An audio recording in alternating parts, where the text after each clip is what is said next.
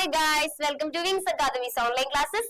നമ്മൾ ഇന്ന് 8ാം ക്ലാസ്സിലെ ആദ്യത്തെ ചാപ്റ്റർ ആണ് ഡിസ്കസ് ചെയ്യാൻ പോകുന്നത്. ഓക്കെ, എന്താണ് ചാപ്റ്ററിന്റെ പേര്? ഇൻവേഷൻ ആൻഡ് റെസിസ്റ്റൻസ് എന്നാണ് അല്ലെ. അതായത് നമ്മൾ ഈ ചാപ്റ്ററിൽ നമ്മുടെ ബ്രിട്ടീഷുകാരുടെ ഒരുപാട് വിളയാട്ടത്തെ പറ്റിയാണ് നമ്മൾ പഠിക്കാൻ പോണത്. ബ്രിട്ടീഷുകാർ എന്തൊക്കെ കാര്യങ്ങളാണ് ഇവിടെ ചെയ്തു വെച്ചേക്കുന്നത്, അതുപോലെ എന്തൊക്കെയാണ് നമ്മുടെ പണ്ട് കാലത്ത് നമ്മുടെ ഇന്ത്യയിൽ സംഭവിച്ചേക്കുന്നത്, അങ്ങനെ കുറച്ച് കാര്യങ്ങളാണ് ഈ ചാപ്റ്ററിൽ നമ്മൾ പഠിക്കാൻ പോകുന്നത്. അപ്പൊ അതിനു മുന്നേ നമ്മൾ ഫസ്റ്റ് ക്വസ്റ്റ്യൻ ആയി ഇവിടെ കൊടുത്തിരിക്കുന്നത് എന്താ? Reason that led to the discovery of an eastward sea route from Europe by the end of 15th century. അതായത് യൂറോപ്യൻകാർക്ക് പണ്ട് കാലത്ത് ലോകത്തിലെ പല സ്ഥലങ്ങളുമായിട്ട് ട്രേഡ് റിലേഷൻസ് ഉണ്ടായിരുന്നു. അതിൽ ഏറ്റവും ഇമ്പോർട്ടന്റ് ആയിട്ടുള്ള സ്ഥലമാണ് ഏഷ്യ എന്ന് പറയുന്നത് അല്ലെ. അപ്പൊ ഏഷ്യക്ക് വരാൻ വേണ്ടിയിട്ട് അവര് 15th സെഞ്ചുറിയിൽ ഒരു സീ റൂട്ട് കണ്ടെത്തിയിട്ടുണ്ടായിരുന്നു. അത് കണ്ടെത്താനുള്ള കാരണങ്ങൾ എന്തെല്ലാം? ഇതാണ് ഫസ്റ്റ് ക്വസ്റ്റ്യൻ. ഇതിൽ നിന്ന് ഒരു 4 മാർക്ക്, ഈ ക്വസ്റ്റ്യൻ നമുക്ക് 4 മാർക്കിന്റെ ഒരു ക്വസ്റ്റ്യൻ ആണ് ഇതിന് എക്സ്പെക്ട് ചെയ്യാൻ പറ്റുക കേട്ടോ. 4 മാർക്കിന്റെ ക്വസ്റ്റ്യൻ. ഓക്കെ, അപ്പൊ എന്താ നമ്മൾ പറഞ്ഞത്? ക്വസ്റ്റ്യൻ എന്താണ്? Reason that led to the discovery of an eastward sea route from Europe by the end of 15th century. 15ാം സെഞ്ചുറിയുടെ അവസാനം യൂറോപ്യൻസ് ഇവിടേക്ക് വരാനായിട്ടൊരു സീ റൂട്ട് കണ്ടെത്തിയിരുന്നു. അതിന്റെ റീസൺസ് എന്തൊക്കെയാണ്? കാരണങ്ങൾ എന്തൊക്കെയാണ്? എന്തൊക്കെയാ കാരണങ്ങൾ പറയുന്നേ? ഒന്നാമത്തെ കാര്യം എന്താണ്? Technological advance in European ship building and sailing. അവര് കുറച്ചും കൂടി സാങ്കേതികപരമായിട്ട് അഡ്വാൻസ്ഡ് ആയി. എന്ത് കാര്യത്തിലാണ് യൂറോപ്യൻസ് അഡ്വാൻസ്ഡ് ആയത്? ഒന്ന് ഷിപ്പ് ബിൽഡിങ്ങിലും, മറ്റൊന്ന് എന്താണ് അവരെ യാത്ര സെയിലിംഗിലുമാണ് പറയുന്നത്. ഇനി രണ്ടാമത്തെ കാര്യം എന്ന് പറയുന്നത് അവർക്ക് കുറച്ച് കാര്യങ്ങളിൽ അറിവ് വർദ്ധിച്ചു. എന്ത് കാര്യങ്ങളിലാണ്? ജോഗ്രഫിയിൽ. എന്തിനാണ് പറയുന്നത്? ജോഗ്രഫി അല്ലെ, നമ്മുടെ ഭൂമിശാസ്ത്രം, നമ്മുടെ ഭൂമിയിലുള്ള പല കാര്യങ്ങളെ പറ്റിയുള്ള അറിവ് അവർക്ക് കിട്ടി. ആ അറിവും സീ റൂട്ട് കണ്ടെത്താനായിട്ടുള്ള ഒരു കാരണമാണ്. എന്താ പറഞ്ഞത് നമ്മള്? Growth in knowledge about geography. ഇനി നെക്സ്റ്റ് പറയുന്നത് പണ്ട് കാലത്ത് നമുക്ക് എന്താണ് ഈ വഴികളൊക്കെ കണ്ടെത്താൻ വേണ്ടി ഇപ്പോഴത്തെ പോലെ ഗൂഗിൾ മാപ്പ് ഒന്നും യൂസ് ചെയ്യാൻ പറ്റില്ല അല്ലെ. അപ്പൊ അവരെന്തായിരിക്കും ഉപയോഗിച്ചിട്ടുണ്ടാവുക? കോമ്പസ് ആൻഡ് മാപ്പ് മേക്കിംഗ് ആണ്. അപ്പൊ അതിൽ കുറച്ചും കൂടി അവരെന്തായി? അഡ്വാൻസ്ഡ് ആയി എന്ന് പറയുന്നത്. അതിൽ കുറച്ചും കൂടി എന്തായി? അവര് പുരോഗമിച്ചു. അതിൽ അവര് ഈ എന്താണ് കോമ്പസ് ആയാലും മാപ്പ് മേക്കിങ്ങിലായാലും അവർ കുറച്ചും കൂടി എന്തായെന്ന് പറയുന്നത്? അഡ്വാൻസ്ഡ് ആയി. ഇനി മറ്റൊരു റീസൺ എന്ന് പറയുന്നത് നമ്മുടെ യാത്രികര്, വോയേജേഴ്സ് ഉദ്ദേശിക്കുന്ന ആരാണ്? യാത്രികര്. ഈ യാത്രികര് യാത്ര ചെയ്യുമ്പോൾ ആ കണ്ട സ്ഥലങ്ങളെയൊക്കെ പറ്റി അവർ എഴുതി വെക്കുന്നുണ്ടായിരിക്കും അല്ലെ. ആ റൈറ്റിംഗ്സ് ആണ് ട്രാവൽ റൈറ്റിംഗ്സ് എന്ന് പറയുന്നത്. ഈ റൈറ്റിംഗ്സ് അവർക്ക് ഒരുപാട് ഹെൽപ്ഫുൾ ആയിരുന്നു ഈ വഴി കണ്ടെത്താനായിട്ട്. ഇന്ന സ്ഥലത്ത് ഇന്ന കാര്യങ്ങളൊക്കെ ഉണ്ട് എന്ന് ഈ യാത്രികര് ഓരോ പ്രാവശ്യം യാത്ര ചെയ്യുമ്പോഴും എഴുതി വെക്കുന്നുണ്ടായിരിക്കും അല്ലെ. അപ്പൊ അതുകൊണ്ട് തന്നെ ഈ ഒരു സീ റൂട്ട് കണ്ടെത്താനായിട്ട് അവരെ വളരെയധികം സഹായിച്ച മറ്റൊരു കാരണമാണ് ഇതെന്ന് പറയുന്നത് ട്രാവലേഴ്സിന്റെ റൈറ്റിംഗ്സ് എന്ന് പറയുന്നത്. അതേപോലെ തന്നെ മറ്റൊരു റീസൺ ആണ് എന്ത് പറയുന്നത്? ഏഷ്യൻ പ്രൊഡക്ട്സ് ആയ പെപ്പർ. എന്താ മക്കളോട് പറയുന്നത്? ഏഷ്യൻ പ്രൊഡക്ട്സ് ആയ പെപ്പർ, കുരുമുളകിന് യൂറോപ്പിലെ വാണിജ്യ മാർക്കറ്റുകളിലൊക്കെ വളരെയധികം ഡിമാൻഡ് കൂടുതലായിരുന്നു. അതും ഒരു ഫാക്ടറാണ്. ഇവിടെ സീ റൂട്ട് കണ്ടെത്തി ഇവിടെ വേഗം വരാനുള്ള മറ്റൊരു ഫാക്ടറാണ് എന്ത് പറയുന്നത്? അവരെന്താ പറയുക? നമ്മുടെ ഏഷ്യൻ പ്രൊഡക്റ്റ് ആയ പെപ്പറിന് വളരെയധികം ഡിമാൻഡ് കൂടുതലാണ് എവിടെ എന്ന് പറയുന്നത്? യൂറോപ്പിൽ ട്ടോ. ഇനി അതേപോലെ തന്നെ ഒരു സ്ഥലമാണ് കോൺസ്റ്റാന്റിനോപ്പിൾ എന്ന് പറയുന്നത്. കോൺസ്റ്റാന്റിനോപ്പിൾ, ഈ കോൺസ്റ്റാന്റിനോപ്പിൾ ആര് പിടിച്ചടക്കി? തുർക്കികൾ പിടിച്ചടക്കി. ഇതും എന്താണ്? നമ്മുടെ ഇവിടെ വഴി കണ്ടെത്താനുള്ള മറ്റൊരു റീസൺ ആണ്. ഇതാണ് നമ്മുടെ ചാപ്റ്റർ തുടങ്ങുമ്പോൾ തന്നെ ചോദിക്കാവുന്ന ഒരു 4 മാർക്കിന്റെ ക്വസ്റ്റ്യൻ.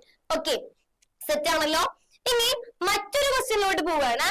പോർച്ചുഗീസിന്റെ യാത്രയെ പറ്റിയാണ്. അപ്പൊ യാത്ര നിങ്ങൾ ടെക്സ്റ്റ് ബുക്കിൽ അതിവിശാലമായി കൊടുത്തിട്ടുണ്ട്, അത് വായിക്കാം. അതിൽ നിന്നുള്ള ക്വസ്റ്റ്യൻസ് ആണ് ടീച്ചറോട് പറയുന്നത്. ഓക്കെ, ഇത് ആദ്യത്തെ ക്വസ്റ്റ്യൻ പറയുന്നത് നമ്മുടെ ഇന്ത്യയിലോട്ട് എത്തിയ ആദ്യത്തെ യൂറോപ്യൻസ് ആരാണ്? നമ്മുടെ ഇന്ത്യയിലോട്ട് എത്തിയ ആദ്യത്തെ യൂറോപ്യൻസ് എന്ന് പറയുന്നത്?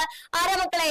പോർച്ചുഗീസ് ആണ് അല്ലെ. പോർച്ചുഗീസ് ആണ് നമ്മുടെ ഇന്ത്യയില് ആദ്യം എത്തിയ ഫസ്റ്റ് യൂറോപ്യൻസ് എന്ന് പറയുന്നത് ആരാണ്? പോർച്ചുഗീസ് ആണ്. രണ്ടാമത്തെ ആ പാരഗ്രാഫിൽ നിന്ന് വരുന്ന രണ്ടാമത്തെ ക്വസ്റ്റ്യൻ ആണ് name the first person from Portugal to reach India by sea. ഇന്ത്യയിൽ എത്തിയ പോർച്ചുഗീസ് ആണ് വന്നതെന്ന് പറഞ്ഞല്ലേ. അതിന് ആദ്യം വന്ന പേഴ്സന്റെ പേരെന്താണ്? എന്താണ് പേര്? Vasco da Gama. എന്താണ് പേര് എന്ന് പറയുന്നത്? Vasco da Gama. ഇനി മറ്റൊരു ക്വസ്റ്റ്യൻ എന്താണ്? Name the starting point of Vasco da Gama's voyage. Voyage എവിടെ നിന്നാണ് ആരംഭിച്ചത്? ലിസ്ബൺ എന്ന് പറയുന്ന സ്ഥലത്താണ് ആരംഭിച്ചേക്കണേ കേട്ടോ. ഇനി എവിടെയാണ് എത്തിച്ചേർന്നത്? നെക്സ്റ്റ് ക്വസ്റ്റ്യൻ എന്താ പറഞ്ഞേക്കണേ നോക്കിയേ. Which place where the Vasco da Gama arrived which year? എവിടെയാണ് വാസ്കോ ഡ ഗാമ എത്തിച്ചേർന്നത്? ഏത് സ്ഥലത്താണ്? ഏത് വർഷമാണ്? ഏത് സ്ഥലത്താണ്? കോഴിക്കോടുള്ള കാപ്പാടാണ് വന്നേക്കുന്നത്. എവിടെയാണ്?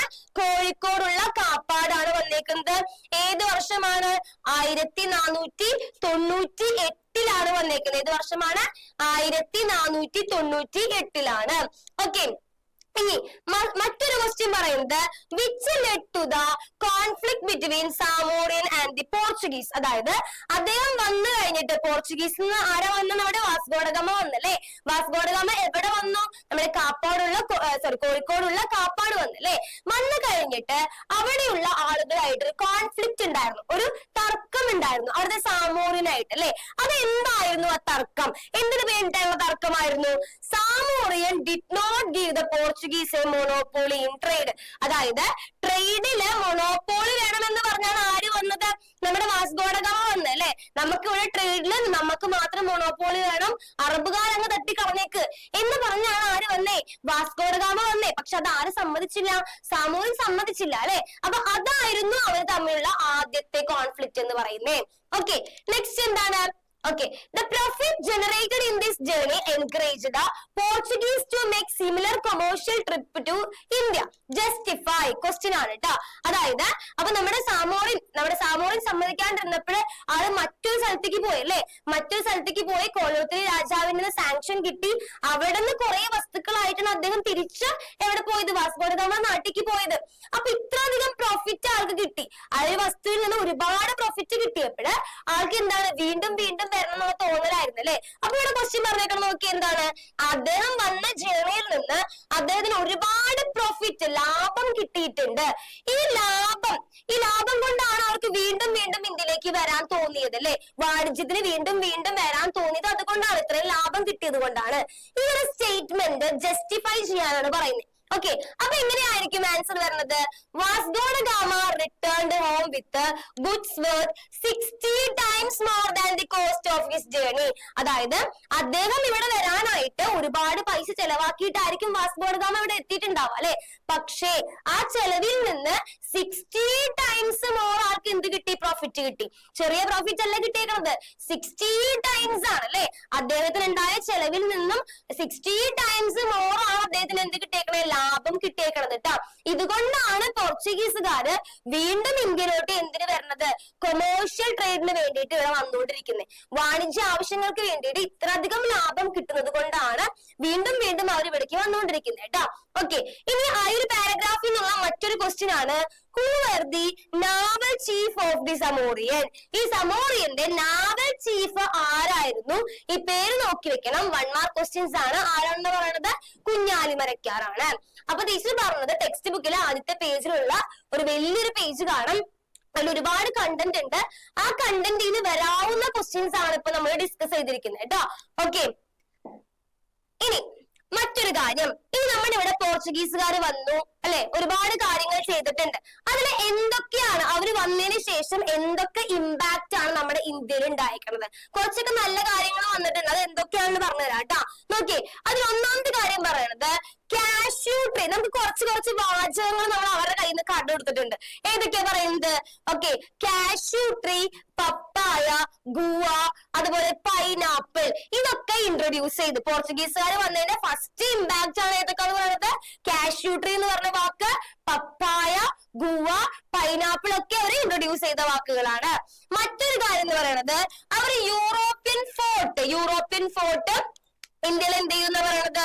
ഇന്ത്യയിൽ അവർ ഫസ്റ്റ് എന്ത് ചെയ്തു? എസ്റ്റാബ്ലിഷ് ചെയ്തു. യൂറോപ്യൻ ഫോർട്ട് അവർ എന്ത് ചെയ്യുന്നു? ഫസ്റ്റ് എസ്റ്റാബ്ലിഷ് ചെയ്തു. ആ ഫോർട്ടിന്റെ പേര് പഠിച്ചു വെക്കണം, ഫോർട്ട് മാനുവൽ. ഓക്കെ, അവർ യൂറോപ്യൻ കോട്ട പണിതു എന്ന് പറയുന്നത്. യൂറോപ്യൻ കോട്ട കേട്ടോ. അത് ഏത് കോട്ടയാണ്? എന്തിനുള്ളത്? ഫോർട്ട് മാനുവൽ ആണ്, കൊച്ചിയിലാണ്. ഇനി കുറച്ച് റീജിയൻസ് പോർച്ചുഗീസിന്റെ കീഴിലോട്ട് അവർ കൊണ്ടുവന്നു. ഏതൊക്കെ റീജിയൻസ് ആ പറയുന്നത്? കൊച്ചി, ഗോവ, ദാമൻ, ദിയു. ഈ സ്ഥലങ്ങളൊക്കെ ആരുടെ ഭരണത്തിന്റെ കീഴിലോട്ട് വന്നു? പോർച്ചുഗീസുകാരുടെ ഭരണത്തിന്റെ കീഴിലോട്ട് വന്നു. അതേപോലെ തന്നെ മറ്റൊരു ഇമ്പാക്ട് ആണ് അവർ കൊണ്ടുവന്നത്, പ്രിന്റിംഗ് ടെക്നോളജി പോപ്പുലറൈസ്ഡ് ആയി. ഇവിടെ ഉണ്ടായിരുന്ന പ്രിന്റിംഗ് ടെക്നോളജി കുറച്ചും കൂടി ജനകീയമാക്കി. ഓക്കെ, എന്താ പറയുന്നവര്? ഇവിടെ ഉണ്ടായിരുന്ന പ്രിന്റിംഗ് ടെക്നോളജി എന്ത് ചെയ്തു? കുറച്ചും കൂടി ജനകീയമാക്കി. മറ്റൊരു കാര്യം, ചവിട്ട് നാടകം, ആർട്ട് ഫോംസുകളാണ് പറയുന്നത്, കലാരൂപങ്ങളാണ് ചവിട്ട് നാടകം, അതുപോലെ മാർഗം കളി. ഇത് രണ്ടും കുറച്ചും കൂടി ജനകീയമാക്കിയത്, പോപ്പുലറൈസ് ആക്കിയത് പോർച്ചുഗീസുകാരുടെ മറ്റൊരു ഇമ്പാക്റ്റ് ആണ്. നെക്സ്റ്റ് പറയുന്നത്, അവർ വന്നു കഴിഞ്ഞപ്പോൾ നമ്മുടെ ഇവിടെ അവരുടെ സ്റ്റൈലിലുള്ള കൺസ്ട്രക്ഷൻസ് ആരംഭിച്ചു. യൂറോപ്യൻ സ്റ്റൈലിലുള്ള കൺസ്ട്രക്ഷൻസ് അവർ ഇവിടെ സ്റ്റാർട്ട് ചെയ്തു. ഇവിടെ വന്ന് അവർ വലിയ ആളുകളായി മാറിയപ്പോൾ, അല്ലെ, കുഞ്ഞാലിമരക്കാരൊക്കെ തോൽപ്പിച്ച് അവർ വലിയ ആളുകളൊക്കെ ആയി മാറിയപ്പോൾ എന്ത് ചെയ്തു? അവർ യൂറോപ്യൻ സ്റ്റൈൽ ഓഫ് കൺസ്ട്രക്ഷൻസ് ഒക്കെ അവർ ആരംഭിക്കുകയാണ്. അതേപോലെ തന്നെ ട്രെയിനിങ് കൊടുക്കാൻ തുടങ്ങി. ഓക്കെ, ട്രെയിനിങ് എന്ന് പറഞ്ഞാൽ എന്താണ്? പരിശീലനം. എന്തിനു വേണ്ടിയുള്ള പരിശീലനം അവർ കൊടുത്തത്? War tactics and European weapons. European weapons മുതൽ വാർ ടാക്ടിക്സ്, അവരുടെ ഓരോ തന്ത്രങ്ങൾ, അല്ലെ, അതൊക്കെ പഠിപ്പിക്കുന്ന കുറച്ച് ട്രെയിനിങ്സ് ഒക്കെ കൊടുക്കാൻ തുടങ്ങി. പിന്നെ അതേപോലെ തന്നെ Christian religious education centres start ചെയ്തു. അതായത് ക്രിസ്ത്യരുടെ മതപരമായിട്ടുള്ള വിദ്യാഭ്യാസ സ്ഥാപനങ്ങളൊക്കെ അവർ എന്ത് ചെയ്യണം? സ്റ്റാർട്ട് ചെയ്യണം. ഇത് വളരെ ഇമ്പോർട്ടന്റ് ആയിട്ടുള്ള മറ്റൊരു ക്വസ്റ്റ്യൻ ആണ്. ഇവിടെ നിന്ന് ക്വസ്റ്റ്യൻ തരാൻ ചാൻസ് കൂടുതലാണ് കേട്ടോ. പോർച്ചുഗീസുകാർ വന്നു കണ്ട് എന്തൊക്കെ ഇമ്പാക്റ്റുകളാണ് ഇവിടെ ഉണ്ടായത്? ഓക്കെ, ഇനി നെക്സ്റ്റ്, ഓക്കെ, പോർച്ചുഗീസുകാർ കഴിഞ്ഞ് നെക്സ്റ്റ് നമ്മൾ പറയുന്നത് ആരെപ്പറ്റിയാണ്? ഡച്ചുകാരെ പറ്റിയാണ്. ആരെപ്പറ്റി നമ്മൾ പറയുന്നത്? ഡച്ചുകാരെ പറ്റിയാണ്. അപ്പൊ നമുക്കറിയാം, അടുത്തൊരാൾ ഇങ്ങോട്ട് വരികയാണെങ്കിൽ ഒരാളെ തോപ്പിച്ചിട്ടായിരിക്കും മറ്റൊരാൾ വരുന്നത്, അല്ലെ? അപ്പൊ നോക്കി ഇവിടെ സംഭവിച്ചേക്കുന്നത് എന്താണ്? നമ്മുടെ യൂറോപ്യൻസ്, ഇന്ത്യയിലെ യൂറോപ്യൻസ് മറ്റ് പോർച്ചുഗീസിന് ശേഷം മറ്റൊരാൾ വരുന്നത് ആരാണ്? ഹോളണ്ടിനാണ് വരുന്നത് കേട്ടോ. പോർച്ചുഗീസുകാർ വന്നതിന് ശേഷം നമ്മുടെ ഇന്ത്യയിലേക്ക് വരുന്ന മറ്റു യൂറോപ്യൻസിൽ ഉള്ള ആളാണ് എവിടുന്നാ വരുന്നത്? ഹോളണ്ടിനാ വരുന്നത്. അവരെ വിളിക്കുന്ന പേരാണ് ഡച്ച് എന്ന് പറയുന്നത്. ഓക്കെ, പോർച്ചുഗീസുകാർ വന്നതിന് ശേഷം നെക്സ്റ്റ് ഇന്ത്യയിലേക്ക് വരുന്ന യൂറോപ്യൻകാരാണ് ആരെന്ന് പറയുന്നത്? എവിടെന്നാ വരുന്നവര്? ഹോളണ്ടിന്നാണ്. അവരെ വിളിക്കുന്ന പേരാണ് ഡച്ച് എന്ന് പറയുന്നത്. ഇനി ഇവരുടെ ട്രേഡിംഗ് സെന്റേഴ്സ് ഏതൊക്കെയായിരുന്നു? ഡച്ചുകാരുടെ വ്യാപാര കേന്ദ്രങ്ങൾ ഇന്ത്യയിൽ എവിടെയൊക്കെയായിരുന്നു? നാഗപട്ടണം, ബറൂച്ച്, അഹമ്മദാബാദ്, ചിൻസുര. അപ്പൊ ഏതൊക്കെയാണ് മേജർ ട്രേഡിംഗ് സെന്റേഴ്സ്? ഡച്ചുകാരുടെ മേജർ ട്രേഡിംഗ് സെന്റേഴ്സ് ഏതൊക്കെയാണ് മക്കളെ? നാഗപട്ടണം പറയുന്നുണ്ട്, ബറൂച്ച് പറയുന്നുണ്ട്, അഹമ്മദാബാദ് പറയുന്നുണ്ട്, ചിൻസുര പറയുന്നുണ്ട്. ഇനി ഇവരെങ്ങനെയാണ് നമ്മുടെ ഇവിടെ പോർച്ചുഗീസുകാർ ഇവിടെ ഉണ്ടല്ലേ? അപ്പൊ ഇവരെ തോപ്പിച്ച്, പോർച്ചുഗീസുകാരെ തോപ്പിച്ച് ഡച്ചുകാര് ട്രേഡില് മൊണോപോളി കൊണ്ടുവന്നു. അവര് വലിയ ഏകാധിപതികളായി മാറി. നമ്മളെ പോർച്ചുഗീസുകാരെ ആരെ തോപ്പിച്ചു? നമ്മുടെ ഡച്ചുകാര് പോർച്ചുഗീസുകാരെ തോപ്പിച്ച് നമ്മുടെ ട്രേഡില് വലിയ മൊണോപോളി ആയിട്ട് ആര് മാറുകയാണ്? ഡച്ച് മാറുകയാണ്. അപ്പൊ ആദ്യം പോർച്ചുഗീസുകാർ വന്നു, പിന്നെ ഡച്ചുകാർ വന്നു. ഹോളണ്ടിന്ന് വന്ന ആൾക്കാരെ വിളിക്കുന്ന പേരാണ് ഡച്ച് എന്ന് പറയുന്നത്. അവരെ മെയിൻ ട്രേഡിംഗ് സെന്റേഴ്സ് നോക്കി വെക്കണം. ഒരു 2 മാർക്കിന് ചോദിക്കാവുന്ന ഒരു ക്വസ്റ്റ്യൻ ആണ്. ട്രേഡിംഗ് സെന്റേഴ്സ് ഏതൊക്കെയാണ്? നാഗപട്ടണം, ബറൂച്ച്, അഹമ്മദാബാദ്, ചിൻസുര. ഓക്കെ, ആ പോർച്ചുഗീസുകാരെ തോപ്പിച്ച് ഡച്ചിനാണ് ഇപ്പൊ മൊണോപ്പൊളി ഉള്ളത് അല്ലെ. ഇനി മറ്റൊന്ന് പറയുന്നത് ബാറ്റിൽ ഓഫ് കൊളച്ചിലാണ്. ഒരു 3 മാർക്ക് ക്വസ്റ്റ്യൻ ആണ്. എന്താണ് ബാറ്റിൽ ഓഫ് കൊളച്ചിൽ എന്ന് പറയുന്നത്? ഓക്കെ, ഡച്ചിന്റെ അധികാരം നഷ്ടപ്പെടുന്ന ഒന്നാണ്. എന്താണെന്ന് നോക്കാം.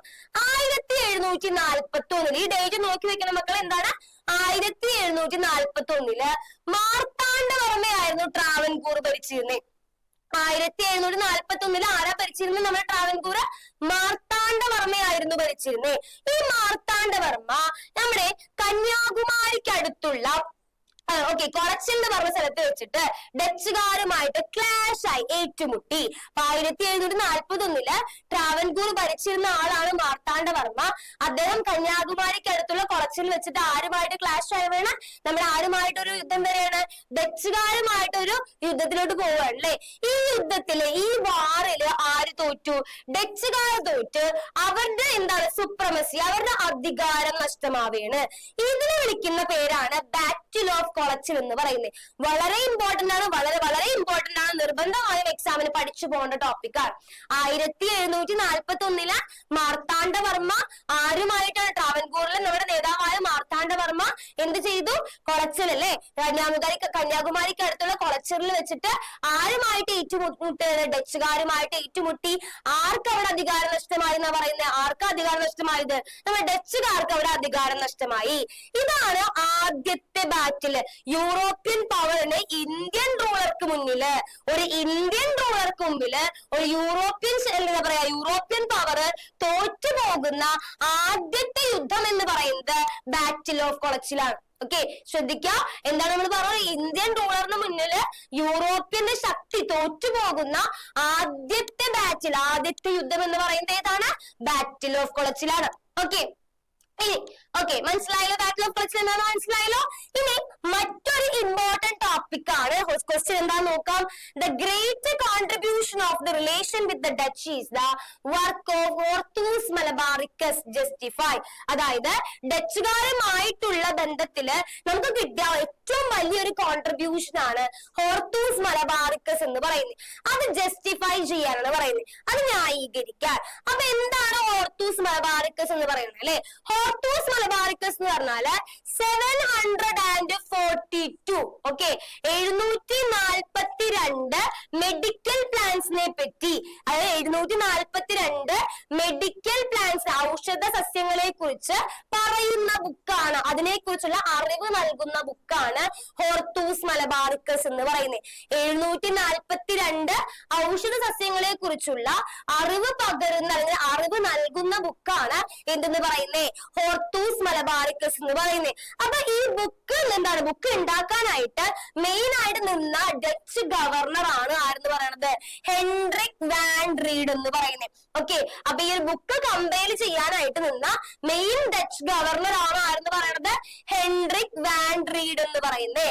അപ്പോ ഇത് നമുക്ക് ഒറ്റയ്ക്ക് ചെയ്യാൻ പറ്റില്ല അല്ലെ, സംഭവം ഒറ്റയ്ക്ക് ചെയ്യാൻ പറ്റില്ല, ഒരുപാട് പേര് സഹായിക്കാനുണ്ടാവും അല്ലെ. അപ്പൊ നമ്മുടെ ഈ ഒരു ബുക്ക് ഉണ്ടാക്കാനായിട്ട് സഹായിച്ച ഒരു വൈദ്യനാണ് ഇട്ടി അച്യുതൻ എന്ന് പറയുന്നേ. അപ്പൊ നമ്മൾ പറഞ്ഞു ഡച്ച് ഗവർണറാണ് ഈ ബുക്ക് കമ്പൈൽ ചെയ്ത ആളുടെ പേരെന്താണ്? ഹെൻറിക് വാൻ റീഡ് എന്നാണ്. അപ്പൊ ഇതിന് സഹായിച്ച ഒരു വൈദ്യന്റെ പേരാണ് എന്ത് പറയുന്നത്? ഇട്ടി അച്യുതൻ എന്ന് പറയുന്നേ. ഇത് കൂടാണ്ട് ഇതിന് സഹായിച്ച ഈ കമ്പോസിന് കോൺട്രിബ്യൂഷൻ നൽകിയ ആൾക്കാരാണ് ആരൊക്കെ? അപ്പുഭട്ട്, രംഗഭട്ട്, വിനായക ഭട്ട്. ഈ പേരുകളൊക്കെ എഴുതണം. ഈ പേരുകൾ എഴുതിയാൽ മാത്രം മാർക്ക് വീഴുള്ളൂ എക്സാമിന്. അപ്പൊ ഈ കമ്പോസിഷന് സഹായിച്ച കോൺട്രിബ്യൂഷൻ നൽകിയ മറ്റു ആളുകളാണ് ആരൊക്കെ? അപ്പുഭട്ട്, രംഗഭട്ട്, വിനായക ഭട്ട് എന്ന് പറയുന്നത്. ഈ ഹോർത്തൂസ് മലബാറിക്കസ് ആണ് ആദ്യത്തെ ഫസ്റ്റ് ബുക്ക് എന്ത് പ്രിന്റ് ചെയ്ത്?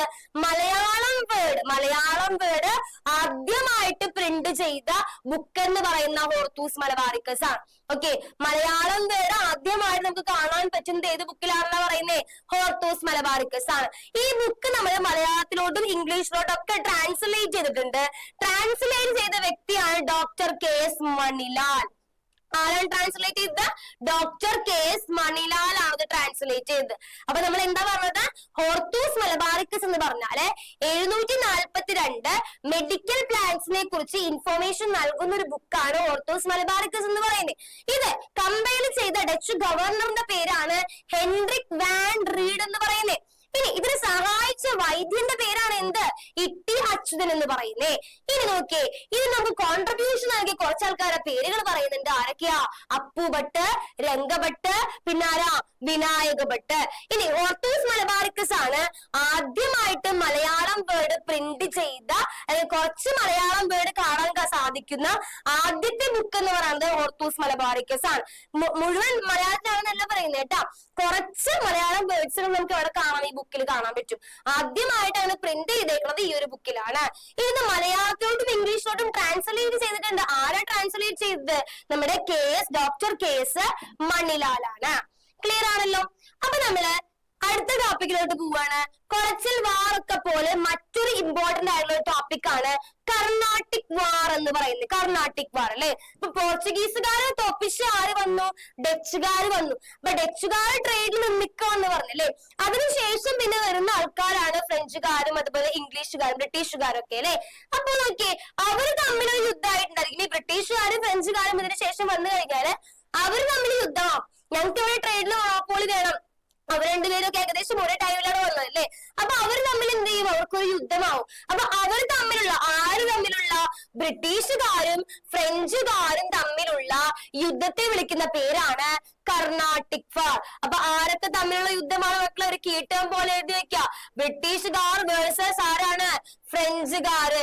ബ്രിട്ടീഷുകാരും ഫ്രഞ്ചുകാരും സൗത്ത് ഇന്ത്യയില്, നമ്മുടെ സൗത്ത് ഇന്ത്യയില് ഡോമിനൻസ്, അധികാരം വേണം എന്ന് പറഞ്ഞുകൊണ്ട് അവർ തമ്മിലുള്ള യുദ്ധത്തെ വിളിക്കുന്ന പേരാണ് എന്തെന്ന് പറയുന്നത്?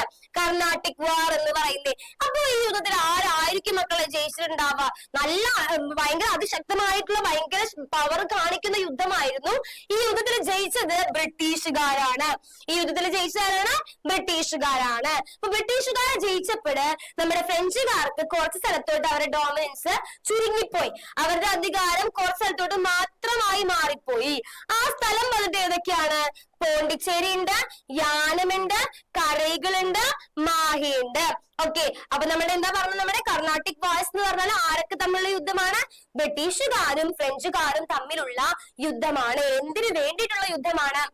സൗത്ത് ഇന്ത്യയില് ഡോമിനൻസ് വേണമെന്ന് പറഞ്ഞുകൊണ്ട് അവർ നടത്തിയ യുദ്ധത്തെ വിളിക്കുന്ന പേരാണ് കർണാട്ടിക് വാർ എന്ന് പറയുന്നത്.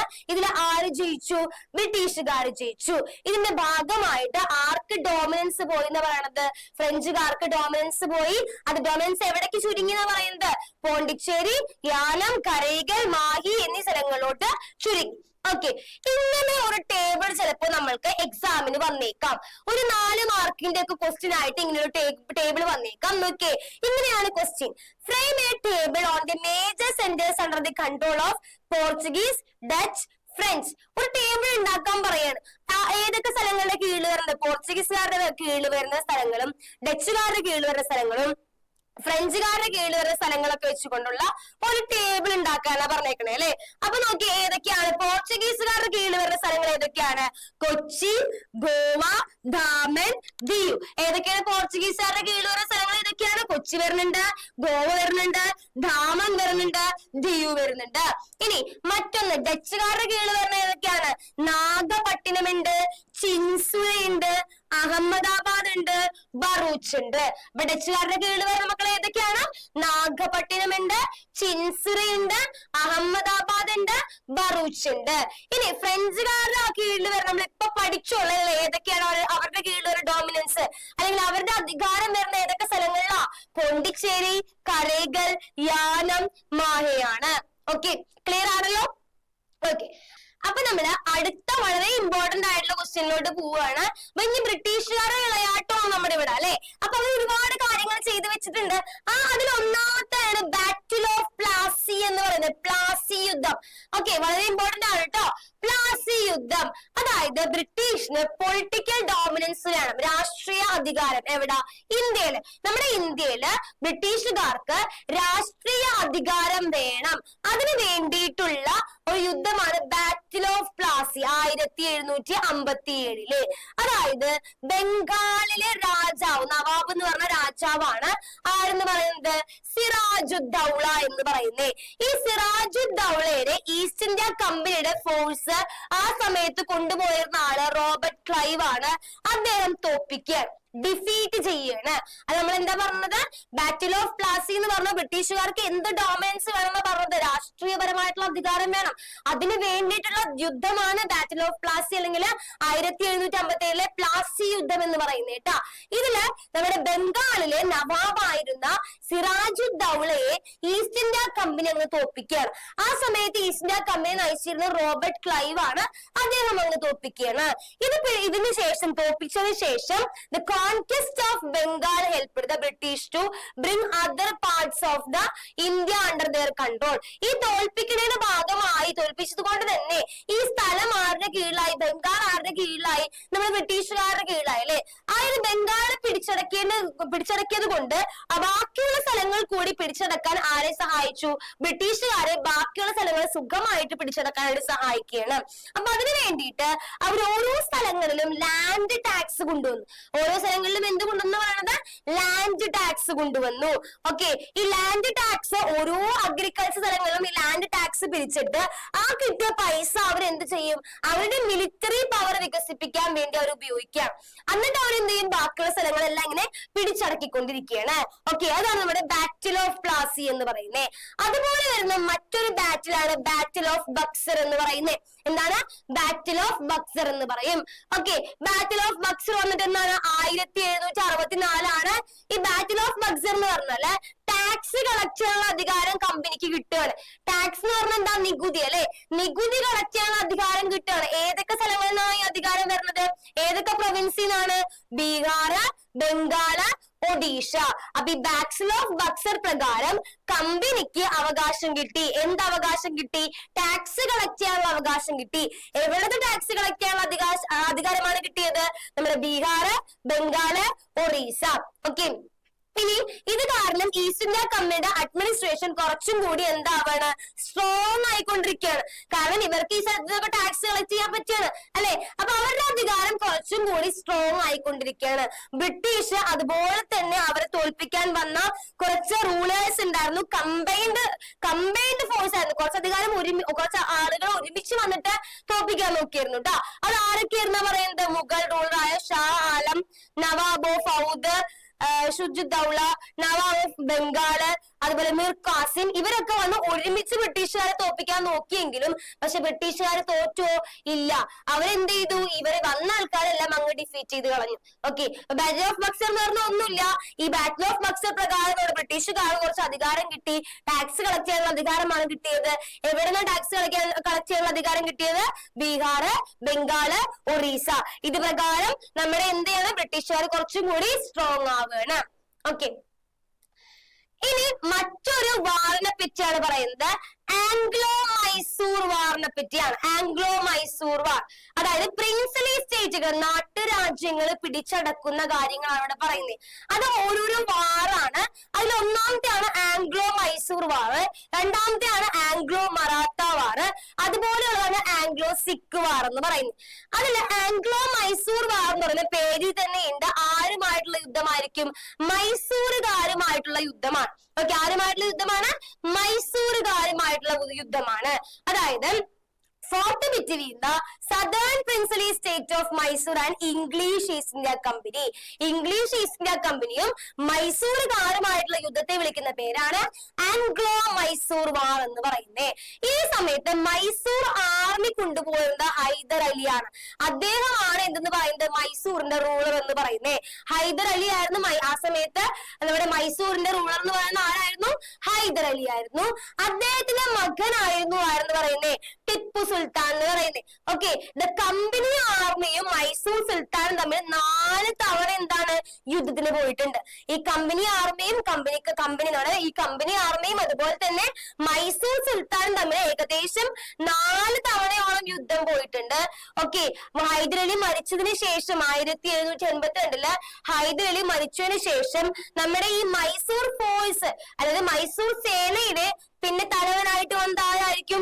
ടിപ്പു സുൽത്താൻ ആണ് അല്ലെ? അങ്ങനെ 4ാമത്തെ മൈസൂർ വാറില് 1799 4ാമത്തെ മൈസൂർ വാറില് മൈസൂർ എന്ത് ചെയ്തു? ടിപ്പു സുൽത്താനെ കൊന്നു കഴിഞ്ഞപ്പോഴ് ഈ മൈസൂർ ആരുടെ കീഴിലായെന്ന് പറയുന്നേ? ബ്രിട്ടീഷുകാരുടെ കീഴിലായി. അപ്പൊ നമ്മൾ പറഞ്ഞ എന്താണ്? ആംഗ്ലോ മൈസൂർ വാർ എന്ന് പറയുമ്പോൾ തന്നെ ആ പേരിന് ആൻസർ എഴുതാൻ പഠിക്കുക. മൈസൂരും ബ്രിട്ടീഷുകാരും തമ്മിലുള്ള യുദ്ധമാണ്. ഓക്കെ, മൈസൂർ ആ സമയത്ത് ഭരിച്ചിരുന്നത് ആരാണ്? ഹൈദർ അലിയാണ്. ടിപ്പു സുൽത്താൻ ആയിരുന്നു അദ്ദേഹത്തിന്റെ മകൻ. 4 പ്രാവശ്യം ഏകദേശം അവർ തമ്മിൽ ക്ലാഷ് ഉണ്ടായിട്ടുണ്ട്. പക്ഷെ ഹൈദർ അലിക്ക് ശേഷം 1782 പിന്നെ ആ സേന കൊണ്ടുപോയത് നമ്മുടെ ടിപ്പു സുൽത്താനാണ്. ടിപ്പു സുൽത്താനെ കൊന്നതിന് ശേഷം അത് ആരുടെ കീഴിലോട്ട് വരികയാണ്? മൈസൂർ ആരുടെ കീഴിലോട്ട് വരികയാണ്? ബ്രിട്ടീഷുകാരുടെ കീഴിലോട്ട് വരികയാണ്. ആ യുദ്ധമാണ് ആംഗ്ലോ മൈസൂർ വാർ എന്ന് പറയുന്നത്. അപ്പൊ നിങ്ങൾക്ക് അടുത്ത യുദ്ധം എന്ത് യുദ്ധമാണ് നിങ്ങൾക്ക് പേരിൽ പഠിക്കാൻ പറ്റും? ആംഗ്ലോ മറാത്ത വാർ ആണ് അല്ലെ? ഇത് ഈസ്റ്റ് ഇന്ത്യ കമ്പനിയും ഏത് കിങ്ഡവും തമ്മിലായിരിക്കും? മറാത്ത കിങ്ഡവും തമ്മിലാണ്. ഓക്കെ, മറാത്ത കിങ്ഡവും തമ്മിലുള്ള യുദ്ധമാണ് ആംഗ്ലോ മറാത്ത വാർ എന്ന് പറയുന്നത് കേട്ടോ. ഇതില് തേർഡ് ആംഗ്ലോ മറാത്ത വാറില് മറാത്തയുടെ എല്ലാ ടെറിട്ടറീസും ആരുടെ കീഴിലോട്ട് വന്നു? ബ്രിട്ടീഷിന്റെ കീഴിലോട്ട് വന്നു. അപ്പൊ നമ്മൾ പറഞ്ഞ എന്താണ്? ഈ ആംഗ്ലോ മറാത്ത വാറില്, മൂന്നാമത്തെ ആംഗ്ലോ മറാത്ത വാറില് ഈ പറഞ്ഞ മറാത്തിലെ എല്ലാ ഭൂപ്രദേശവും ആരുടെ കീഴിലോട്ട് വരികയാണ്? ബ്രിട്ടീഷുകാരുടെ കീഴിലോട്ട് വരികയാണ്. ഇനി ആംഗ്ലോ സിഖ് വാർ എന്ന് പറയുന്നത് നിങ്ങൾക്ക് മനസ്സിലാവേണ്ടായിരിക്കും എവിടെയാണ്? പഞ്ചാബ് ആണ് അല്ലെ? അപ്പൊ ഇംഗ്ലീഷ് ഈസ്റ്റ് ഇന്ത്യ കമ്പനിയും അതുപോലെ തന്നെ എന്താണ് ഇവിടെ പഞ്ചാബും തമ്മിലുള്ള, അല്ലെങ്കിൽ എന്താണ് സിഖിന്റെ ആംഗ്ലോ സിഖ് വാറും തമ്മിലുള്ള യുദ്ധമാണ് ആംഗ്ലോ സിഖ് വാർ എന്ന് പറയുന്നത്. ഓക്കെ, അതിൽ ഏത് ടെറിട്ടറി ആയിരിക്കും ആളുടെ കയ്യിൽ വന്നിട്ടുണ്ടാവുക? പഞ്ചാബ്. ബ്രിട്ടീഷുകാരുടെ കയ്യിലോട്ട് വന്നിരിക്കുന്നത് ഏതാണ്? പഞ്ചാബ് ആണ്. ഓക്കെ, അപ്പൊ ഇത് ഏതൊക്കെയാണ്? ആംഗ്ലോ മൈസൂർ വാറ്, ആംഗ്ലോ മറാത്ത വാറ്, ആംഗ്ലോ സിഖ് വാറ്. ഓക്കെ, അപ്പൊ നമ്മുടെ ഈ ഒരു ചാപ്റ്റർ ഇന്നത്തെ വീഡിയോന്റെ ലാസ്റ്റ് ടോപ്പിക് ആണ്. നമ്മുടെ ഈ ബ്രിട്ടീഷുകാർ വന്നിട്ട് ഒരുപാട് പോളിസീസ് ഇംപ്ലിമെന്റ് ചെയ്തിട്ടുണ്ട്. എന്തൊക്കെ പോളിസീസ് ആണ് അവർ ഇംപ്ലിമെന്റ് ചെയ്തേക്കുന്നത്? 3 പോളിസീസ് ഉണ്ട് കേട്ടോ. ഒന്നാമത് പെർമനന്റ് ആണ്. ഇത് വളരെ ഇമ്പോർട്ടന്റ് ആണ്, എക്സാമിന് എന്തായാലും ചോദിക്കും, നിർബന്ധമായും പഠിക്കണം. അപ്പൊ ഒന്നാമത് ടാക്സ് ആണ് പെർമനന്റ് ലാൻഡ് റവന്യൂ സെറ്റിൽമെന്റ് എന്ന് പറയും. രണ്ടാമത്തെ ടാക്സ് ആണ് റൈറ്റ് വാരി സിസ്റ്റം എന്ന് പറയും. മൂന്നാമത്തെ ഇതാണ് മഹൽവാരി സിസ്റ്റം ആണ്. അപ്പൊ 3 എണ്ണം കേട്ടോ. ഒന്നാമത്തെ ഏതാണ് മക്കളെ? പെർമനന്റ് ലാൻഡ് റവന്യൂ സെറ്റിൽമെന്റ് ആണ്. രണ്ടാമത്തെ ഇതാണ് റൈറ്റ് വാരി സിസ്റ്റം ആണ്. മൂന്നാമത്തെ ഇതാണ് മഹൽവാരി സിസ്റ്റം ആണ്. ഇതില് പെർമനന്റ് ലാൻഡ് റവന്യൂ സെറ്റിൽമെന്റ് എന്ന് പറഞ്ഞാല് ഇത് ഇംപ്ലിമെന്റ് ചെയ്തേക്കുന്ന സ്ഥലം എവിടെയാണ്? ബംഗാള്, ബീഹാർ, ഒറീസ, ഈ സ്ഥലങ്ങളിലാണ് ഇംപ്ലിമെന്റ് ചെയ്തേക്കുന്നത്. എവിടെയൊക്കെയാണ്? ബംഗാള്, ബീഹാർ, ഒറീസ. ഇത് ആരാണ് എക്സിക്യൂട്ട് ചെയ്തത്? ലോർഡ് കോൺവാലി ആണ്. ആരാണ്? Lord Cornwallis. എന്താണ്, അല്ലെങ്കിൽ എന്താണ് ഇതിന്റെ feature? Permanent land revenue settlement feature എന്താണ്? സമീന്ദാർസ്, അതായത് അവിടുത്തെ ഭൂമുടമകളെ, ലാൻഡ് ലോഡ്സിനെ വിളിക്കുന്ന പേര്. ഓക്കെ, സമീന്ദാർസ് മൂവർ ദി ലാൻഡ് ലോഡ്. സമീന്ദാർസ് ആയിരുന്നു ഭൂമുടമകൾ കേട്ടോ. അവരെന്ത് ചെയ്യും? അവരാണ് ടാക്സ് കളക്ട് ചെയ്യുക. അപ്പൊ അവിടുത്തെ ഭൂമിയുടെ ഉടമകൾ ആരായിരുന്നു? സമീന്ദാർസ് ആയിരുന്നു. അവരെന്ത് ചെയ്യും? ലാൻഡ് ലോഡ്സ് ആരായിരുന്നു? സമീന്ദാർസ് ആയിരുന്നു. അവര് ടാക്സ് കളക്ട് ചെയ്ത് അത് ബ്രിട്ടീഷുകാർ കൊടുക്കുന്ന രീതിയായിരുന്നു ഏത് സെറ്റിൽമെന്റിൽ ഉണ്ടായിരുന്നത്? പെർമനന്റ് ലാൻഡ് റവന്യൂ സെറ്റിൽമെന്റ് ഉണ്ടായിരുന്നത്. ഇനി farmers were required to pay a fixed amount as tax regardless of fluctuation in yield. അതായത് അവർക്ക് എപ്പോ വേണമെങ്കിലും, ഇപ്പൊ നമ്മൾ കൃഷി ചെയ്യുന്ന ആൾക്കാരാണെങ്കിൽ ആ കൃഷി എപ്പോഴും നല്ലപോലെ പൊക്കോണ്ടിരിക്കണം എന്നില്ല അല്ലെ? എല്ലാ ഡ്രോട്ടോ വരൾച്ചയോ അല്ലെങ്കിൽ വല്ല എന്താണ് വെള്ളപ്പൊക്കോ മഴയോ ഒക്കെ അതിശക്തമായി കഴിഞ്ഞു കഴിഞ്ഞാല് അവരുണ്ടാക്കിയ വിളകളെല്ലാം നശിച്ചു പോകും. അപ്പൊ അവർക്ക് എപ്പോഴും നമുക്ക് വിചാരിക്കണ പ്രോഫിറ്റ് കിട്ടണമെന്നില്ല. അതൊന്നും ബ്രിട്ടീഷുകാർ നോക്കൂല. അവർക്ക് yield എന്താ ആയിക്കോട്ടെ, അവര് പറഞ്ഞിരിക്കുന്ന ഫിക്സഡ് എമൗണ്ട് അത് നിർബന്ധമായി കൊടുക്കണം. അത് വിളകൾ നശിച്ചോട്ടെ, അതൊരു വലിയ കാര്യമുള്ള കാര്യമില്ല. അവർക്ക് വിളകൾ നശിച്ചാലും നശിച്ചില്ലെങ്കിലും എന്തെന്നെയാണ്? ബ്രിട്ടീഷുകാർ പറഞ്ഞ പൈസ നിർബന്ധമായും പെസൻസ് എന്ത് ചെയ്യണം? കൊടുത്തിട്ടുണ്ടാകണം. അതാണ് ഈ സെറ്റിൽമെന്റ് എന്ന് പറയുന്നത്, permanent land revenue settlement. Next ഇതാ റൈറ്റ് വാരി സെറ്റിൽമെന്റ്. എവിടെയൊക്കെയാണ്? South India, Deccan. സൗത്ത് ഇന്ത്യയിലും ഡെക്കാനാണ്. ഇത് എക്സിക്യൂട്ട് ചെയ്ത പേഴ്സൺസ് 2 പേരുണ്ട്. തോമസ് മൺറോയും പിന്നെ ആരാണ്? അലക്സാണ്ടർ റീഡും. തോമസ് മൺറോയും അലക്സാണ്ടർ റീഡ് ആണ്. ഇതില് ലാൻഡ് ലോഡ്സ്, നേരത്തെ ലാൻഡ് ലോഡ്സ് സമീന്ദാർസ് ആയിരുന്നു അല്ലെ? ഇതിൽ ലാൻഡ് ലോഡ്സ് ആരാണ്? പെസൻസ് ആണ്. ലാൻഡ് ലോഡ്സ് ആരാണ്? പെസൻസ് ആണ്. ബ്രിട്ടീഷ്, ഇവിടെ ശ്രദ്ധിക്കുക, ബ്രിട്ടീഷുകാര് ഡയറക്റ്റ് ആയിട്ട് ടാക്സ് കളക്ട് ചെയ്യും. ഫാമേഴ്സിന്റെ ബ്രിട്ടീഷുകാര് ഡയറക്റ്റ് ആയിട്ട് ടാക്സ് കളക്ട് ചെയ്യും. അതേപോലെ തന്നെ ബ്രിട്ടീഷ് എന്ത് ചെയ്യുന്ന പറയുന്നത്? ലാൻഡ് പിടിച്ചടക്കും. ഫാമേഴ്സ് ഈ പറഞ്ഞ പൈസ കറക്റ്റ് ആയിട്ട് അടച്ചില്ലെങ്കിൽ ബ്രിട്ടീഷ് അത് പിടിച്ചടക്കുകയും ചെയ്യും. അപ്പൊ ഇവിടുത്തെ ലാൻഡ് ലോഡ്സ് വന്നിട്ട് പെസൻസ് ആണ്. പെസൻസിന് ഡയറക്റ്റ് ആയിട്ടാണ് പൈസ വാങ്ങുന്നത്. ഇനി പൈസ അടച്ചില്ലെങ്കിൽ ആ ലാൻഡ് അങ്ങ് സേസ് ചെയ്യും. ലാൻഡ് അങ്ങ് ലാൻഡ് അങ്ങ് എടുക്കും. ആരെടുക്കും? ബ്രിട്ടീഷുകാരെടുക്കും. ഓക്കെ, ഇനി മഹൽവാരി സിസ്റ്റം. മഹൽ എന്ന് പറയുമ്പോൾ അറിയാം ഗ്രാമമാണ് അല്ലെ? അതെവിടെയൊക്കെയാണ്? North India, Central India, Punjab ആണ്. അതെവിടെയാണ്? Holt Mackenzie. എവിടെയാണ്? ഹോൾട്ട്. എക്സിക്യൂട്ട് ചെയ്ത പേഴ്സൺ ആണ് ഹോൾട്ട് മാക്കൻസി ആണ്. അതായത് ഓരോ വില്ലേജും ഓരോ ഗ്രാമവും ഇവിടെ ട്രീറ്റ് ചെയ്യുന്നത് എന്തായിട്ടാണ്? യൂണിറ്റ് ആയിട്ടാണ് ട്രീറ്റ് ചെയ്യുന്നത്. എന്താണ് ട്രീറ്റ് ചെയ്യുക? യൂണിറ്റ് ആയിട്ടാണ് ട്രീറ്റ് ചെയ്യുക. എന്നിട്ട് ആ യൂണിറ്റിൽ നിന്നായിരിക്കും ടാക്സ് കളക്ട് ചെയ്യുക. ഓരോ വില്ലേജും ഓരോ യൂണിറ്റ് ആയിട്ട് ട്രീറ്റ് ചെയ്യും. ആൻഡ് ആ യൂണിറ്റിൽ നിന്നായിരിക്കും ടാക്സ് കളക്ട് ചെയ്യുക. Village which default in a tax payment was annexed to British India. ഏതെങ്കിലും ഒരു വില്ലേജ് ടാക്സ് അടച്ചില്ലെങ്കിൽ ആ സ്ഥലം ആര് അനെക്സ് ചെയ്യും? ആര് പിടിച്ചടക്കും? ബ്രിട്ടീഷുകാർ പിടിച്ചടക്കും. ഇത്രയും ടാക്സ് പോളിസീസ് ആണ് ആര് കൊണ്ടുവന്നത്? ബ്രിട്ടീഷ് കൊണ്ടുവന്നത്. വളരെ ഇമ്പോർട്ടന്റ് ആണ്, സിമ്പിൾ ആണ്. പെർമനന്റ് ലാൻഡ് റവന്യൂ സെറ്റിൽമെന്റ് ആണെങ്കിൽ അവിടെ മെയിൻ ലാൻഡ് ലോഡ്സ് സമീന്ദാർസ് ആണ്. എന്നിരുന്നാലും അവർ ടാക്സ് അടച്ചില്ലെങ്കിൽ ആ സ്ഥലം എന്ത് ചെയ്യുന്നുണ്ട്? അത് അവർക്ക് അറിയേണ്ട ആവശ്യമില്ല അല്ലെ. ഫാമേഴ്സിന് അവർ പൈസ എന്താണ്, ഫാമേഴ്സിന് ഈൽഡ് മോശമാണോ അല്ലാന്ന് നോക്കേണ്ട ആവശ്യമില്ല. നിർബന്ധമായും ഇവിടെ പൈസ അടയ്ക്കണം. എവിടെ? പെർമനന്റ് ലാൻഡ് റവന്യൂ സെറ്റിൽമെന്റില്. ഇനി രണ്ടാമത് പറഞ്ഞാൽ റൈറ്റ് വാല്യൂ സിസ്റ്റത്തിൽ എന്താണ്? പെസൻസ് ആണ് ലാൻഡ് ലോഡ്സ്. ബ്രിട്ടീഷുകാർ ഡയറക്റ്റ് ആയിട്ട് കളക്ട് ചെയ്യും. ഇനി പൈസ അടച്ചില്ലെങ്കിൽ ആ സ്ഥലം അങ്ങ് സേസ് ചെയ്തെടുക്കും. മഹൽവാരി സിസ്റ്റത്തില് ഓരോ വില്ലേജും ഓരോ യൂണിറ്റ് ആയിട്ടാണ് കണക്കാക്കുന്നത്. ആ യൂണിറ്റിനാണ് പൈസ പിരിക്കണത്. പൈസ കിട്ടിയില്ലെങ്കിൽ അവരെന്ത് ചെയ്യും? ആ സ്ഥലം അനെക്സ് ചെയ്തെടുക്കും. ഇത്രേ ഉള്ളൂ. ഇത്രയുമാണ് ഇമ്പോർട്ടന്റ് ആയിട്ടുള്ള പോളിസീസ് ഇംപ്ലിമെന്റ് ചെയ്തേക്കുന്നത്. അപ്പൊ ഇത്രയും ഭാഗം നല്ല അടിപൊളിയായിട്ട് പഠിക്കുക. അപ്പൊ ശരി, അടുത്ത ഭാഗമായിട്ട് കാണാം. Thank you.